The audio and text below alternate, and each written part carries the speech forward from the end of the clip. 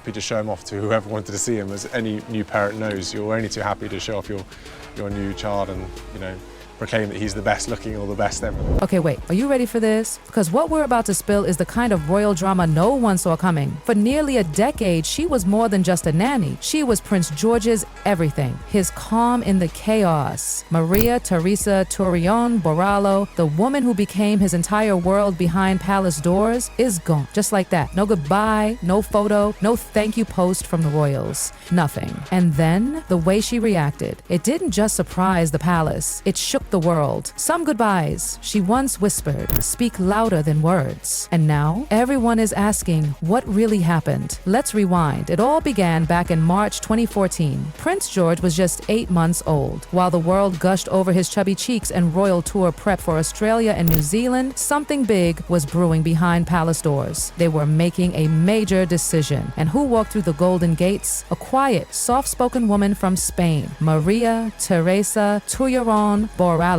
Now, don't let the gentle voice and prim Norland College uniform fool you. This woman was trained like a royal secret agent. We're talking baby bottles and martial arts. Seriously. She didn't just arrive to babysit, she arrived to protect. And not just the prince's body, but his childhood. Maria slipped into royal life like a whisper. No press interviews, no drama. She was a ghost in a world full of flashes and gossip. And still, she became the heart of that palace nursery. Every morning, before the sun even thought about rising, Maria tiptoed into Prince George's nursery like a lullaby. She checked the room's warmth, laid out the tiniest royal outfits, set his favorite toys just right. She even opened the curtains so that just the right amount of sunlight kissed his crib. And then it happened. Prince George said his first word. Not to Will, not to Kate, to her. Baba, he murmured. And Maria? She didn't run screaming to anyone. She leaned in with tears in her eyes and whispered, I heard you, my little one. And just like that, a secret was born between them. One no crown could claim. From then on, she wasn't just his nanny. She was his anchor. She was the one who made him giggle with silly Spanish phrases. The one who soothed his tears before anyone else even noticed he was sad. She's like a lighthouse, one palace worker once said. Always shining, never blinking. And you could feel it. The love between them wasn't loud. It didn't need to be. It shaped who George became. Now, let's be clear. Being a royal nanny, it's not some normal 9-to-5 gig. You don't clock in and change diapers with a tiara on your head. You enter a world of cameras, curtsies, protocols, and somehow you're supposed to make it normal for the child you're raising. Maria did that and then some. She didn't just create order. She brought peace. Real, honest-to-goodness peace in a world full of flashing lights and endless noise. Breakfast at 8 o'clock a.m. sharp, books arranged exactly how George liked, sweaters folded perfectly, every detail perfectly placed. One day, George touched the corner of his little sweater and whispered, nice. That's the power she had, to make a little boy feel safe in a world spinning with pressure. She knew early on George needed predictability, so she gave it to him like clockwork, and in that structure, she gave him a gift even the crown couldn't provide, stability. On his second birthday, the public saw a glowing toddler beaming for the cameras.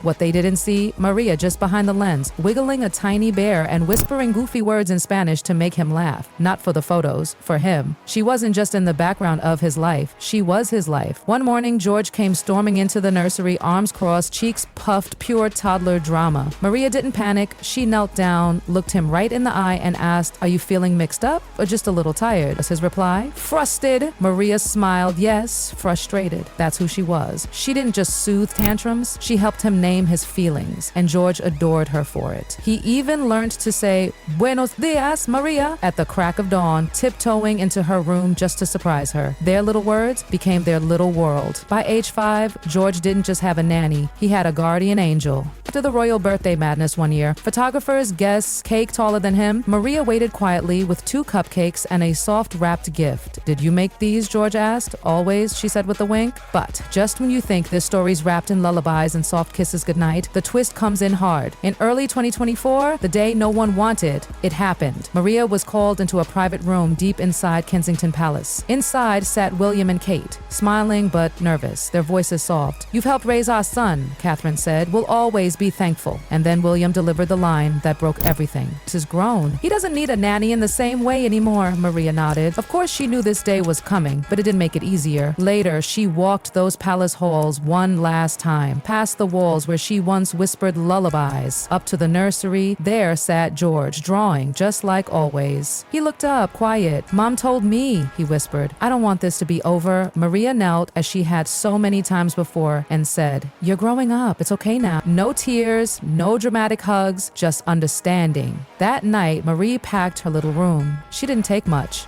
A few books, a stuffed dog she'd once gifted George, a crayon drawing, her journal, filled with moments no one else ever knew. The next morning, their last breakfast together, just the two of them, George handed her a tiny brown notebook. Inside, on the first page, his handwriting said, "Thank you for being my first teacher." Maria kissed the top of his head. No words. Some goodbyes don't need talking, she'd once told herself. And then she left. Quietly, through the back entrance, the same way she had come. No fanfare, no press, just a soft step into a new life. But this wasn't the end, not even close. What happened after that? What did Maria do with her silence? And why did George ask for her again months later? Stick around, because in part 2, the story gets even deeper. When Maria Teresa Turion Borrallo walked out of Kensington Palace in early 2024, it was like the air changed. No headlines, no press, just a woman slipping out of royal life as gracefully as she had entered it, wrapped in quiet. She moved into a small, calm apartment tucked away in West London. No gold chandeliers, no guards outside the door. Just a kettle, a window, and the quiet hum of buses below. But here's the thing. After 10 years of caring for a prince, her world didn't just stop. It echoed. Her body still woke at 5:30 a.m. waiting to hear George's little feet running down the hall, but all she heard was silence. And that silence, at first it hurt, until one morning she opened her journal and scribbled in soft Spanish, "Descencio, let the silence teach you." This wasn't heartbreak, this was healing. She didn't rush to sell her story, didn't chase attention, no secret tell-alls, no magazine covers, no hint of scandal. She stayed loyal. Why? Because George's childhood wasn't hers to give away, it was her treasure, locked tight in her heart. And just when the silence settled into something soft, a package arrived, plain, no note, no label. Inside, a tiny blue sweater, worn, and a crayon drawing of a dog. No message, but Maria didn't need one. She pressed it to her heart and whispered, "Gracias." It wasn't goodbye, it was, "I remember." That one drawing said everything, and just like that, life moved on, slowly, softly. She started meeting up with old friends from Norland, joined retired nannies for tea. She didn't talk much, but when someone asked, "Do you miss him?" she always replied with a calm smile, "Of course." Then it happened. 3 months later, the phone rang. The voice on the other end? From the palace. George had a big public tour coming up. He was nervous, and he had one request. Just one. Maria, only her. She returned the only way she knew, quietly, through the back gate. No cameras. Unpressed, just George. Taller now, more composed, but the sparkle still there. Side by side, they went over his schedule, his posture, his breathing, and just like that, it was like nothing had changed. Before she left again, he slipped her a folded piece of paper. On the train ride home, Maria opened it. Another dog drawing, just like before, but this time, one word written underneath. Maria. Nothing else. And no, this still wasn't the end. William and Kate never spoke of regrets. They made the choice with love, believing he was ready. Maybe he was. But some close to the family couldn't help but wonder, did something get lost? Because when someone becomes part of your soul so gently, so silently, their absence doesn't just leave a gap, it leaves an echo. Maria's echo still lingers in the palace halls. She never raised her voice, never stepped into the spotlight, but her presence was powerful. She helped shape the boy who would someday wear the crown. He still remembered her songs, her voice, her love. One assistant said it best. She didn't just raise a prince, she gave him a safe beginning. And guess what? We're still not done, because even months later, Maria's story keeps unfolding. Up next, the mark she left, not just in George's heart, but in the very soul of the royal family. Keep watching, because this legacy is the kind that never fades. Maria Teresa Turion Borrallo never wore a crown. She never asked for one. She didn't need it. Her legacy was written in lullabies, soft handholds, whispered Spanish words shared with a little boy the world only knew as Prince George. But Maria? She saw someone else entirely. Not a royal, not an heir, just a child. A child full of questions, emotions, dreams, and the need to be understood in a world that never truly sleeps. And somehow, in all her silence, she understood him. Even after she left the palace, her presence didn't vanish, not even close. At school, George's teachers began to notice something quietly extraordinary. He's deeply thoughtful, one of them shared. He notices when someone's upset right away. That wasn't something he was taught from a textbook. That was Maria. She was the one who gave names to his feelings, who taught him that bravery isn't about hiding sadness, that love isn't loud, it's constant. He still asked the same kind of questions she once answered. Why do people wave at us like that? Do all kids wear uniforms? Who picks the people in charge of the country? But now, the answers came from strangers. Well-meaning, proper, but not Maria. Her answers had always come with warmth, and he felt the difference. Someone once said, "The best teachers don't just fill your mind, they open your heart." That was Maria, completely. Even in her absence, she lingered in his every kind gesture, every quiet smile, every soft moment. 6 months after she left, a final letter arrived, handwritten by William and Kate.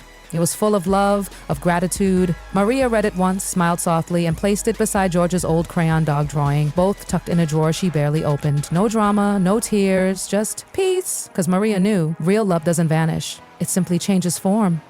She spent her days guiding younger nannies, helping them learn the deep emotional toll of raising children who don't just belong to families, but to history. And when one of them nervously asked, "How do you say goodbye to a child you've given your heart to?" Maria just smiled. Letting go doesn't mean love stops. It just means you believe it still matters, even when you're far away. By the end of 2024, Prince George was taking on more royal roles. He stood taller, spoke with confidence, walked like someone who knew who he was. But those who really looked, they saw something else. They saw Maria in the way he paused before speaking, in the way he gently comforted classmates, in the way he still carried that small leather notebook, her gift, tucked close. At one event, he handed someone a hand-drawn picture of a dog. People smiled politely, but anyone who knew, they knew. That was her. Her goodbye wasn't loud.